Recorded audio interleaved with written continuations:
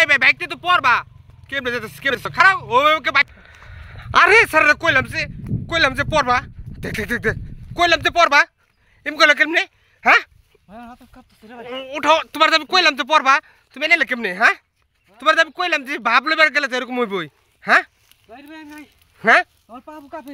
আপনার তো কাঁপবই ভাই তো আমি তো তোমার কইলাম যে তুমি পড়বা ওরকম স্টাইলাইজ করে চালাও না আর তোমার হিপ যে অবস্থা হ্যাঁ তোমার আমি কইলাম দেখা যাচ্ছে না উঠাছে দি আপনি চালকে নাকি একবার এড়ে উত্তম কাম হয়েছে ঠিক আছে তোমার আমি কইলাম যে এইভাবে চালাও না পড়ে যাবো যে কোনো সময় তোমার আমি কইলামই বেশি পাং লইবে চালাবার গেলে এরকমই হয় বুঝছো